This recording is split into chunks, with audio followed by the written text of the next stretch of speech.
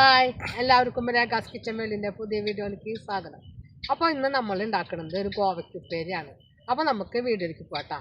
അപ്പോൾ നമ്മൾ കോവയ്ക്ക് നല്ലപോലെ കഴുകി വൃത്തിയാക്കി വെച്ചിട്ടുണ്ട്. ഇത് നമുക്ക് ചെറുതായി അരിഞ്ഞു കൊടുക്കാം കേട്ടോ. അപ്പോൾ ഇതിലേക്ക് നമുക്കൊരു 1/4 ടീസ്പൂൺ മഞ്ഞൾപ്പൊടി ഇട്ട് കൊടുത്തിട്ടുണ്ട്. പിന്നെ നമ്മൾ ഇട്ട് കൊടുക്കുന്നത് കുറച്ച് നാളികേരമാണ്. കുറച്ച് നാളികേരം ഇട്ട് കൊടുത്തിട്ടുണ്ട്. പിന്നെ അതിലേക്ക് ഒരു 1/4 ടീസ്പൂണോളം തന്നെ ഉപ്പ് ചേർത്ത് കൊടുത്തിട്ടുണ്ട്.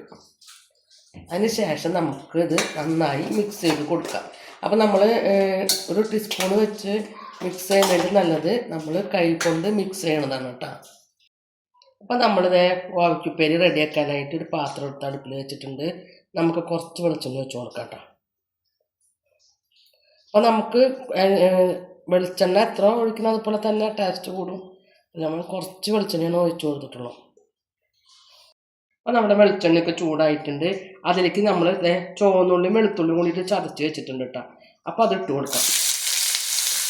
അതിൻ്റെ ഒപ്പം തന്നെ കുറച്ച് കറിവേപ്പില. അപ്പോൾ നമ്മുടെ ഉള്ളി എല്ലാതും നല്ലപോലെ മൂത്ത് വരണം കേട്ടോ. അതിനാണ് ഇങ്ങനെ ഇളക്കി കൊടുത്തുകൊണ്ടിരിക്കുന്നത്. അപ്പോൾ നമ്മുടെ ഉള്ളി എല്ലാതും നല്ലപോലെ മൂത്ത് വന്നിട്ടുണ്ട്. അതിലേക്ക് നമുക്ക് 1 ടീസ്പൂണോളം 1 ടീസ്പൂൺ മുളക് പൊടി ചേർത്ത് കൊടുത്തിട്ടുണ്ട്. അപ്പോൾ തീ നന്നായി കുറച്ചിട്ടിട്ട് വേണം നമ്മൾ മുളക് പൊടി ചേർത്ത് കൊടുക്കാൻ. മുളക് പൊടിയുടെ പച്ചമുളക് മാറി മുളകൊക്കും നല്ലപോലെ മൂത്ത് വരണം. അപ്പോൾ നമ്മുടെ മുളകെല്ലാം നല്ലപോലെ മൂത്തിട്ടുണ്ട്.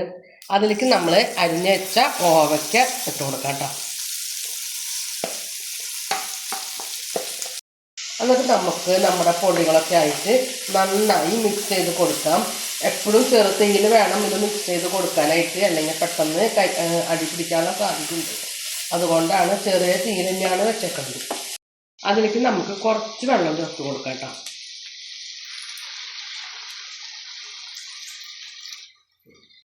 നമുക്ക് എന്നിട്ട് ഇത് മൂടി വെച്ച് ചെറിയ തീയിൽ തന്നെ വേവിച്ച് കൊടുക്കാം.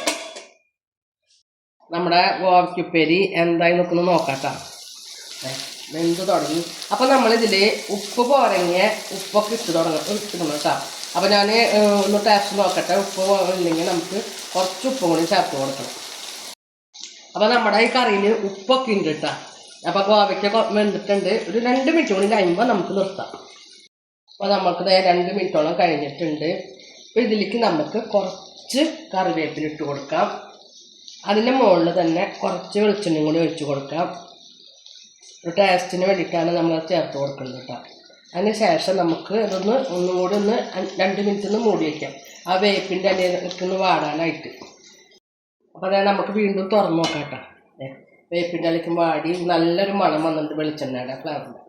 അപ്പോൾ നമ്മുടെ വീഡിയോ ഇവിടെ വൈൻഡപ്പ് ചെയ്യാണ്. വീഡിയോ ഇഷ്ടപ്പെടാണെങ്കിൽ ലൈക്ക് ചെയ്യുക, ഷെയർ ചെയ്യുക, സബ്സ്ക്രൈബ് ചെയ്യുക. കൂടെ ബെൽ ബട്ടൺ അടിക്കുക. അതിൻ്റെ ഒപ്പം തന്നെ ഓൾ എന്നുള്ള ബട്ടണും കൂടി അടിക്കുമ്പോൾ നോട്ടിഫിക്കേഷൻ വരുന്നതായിരിക്കും.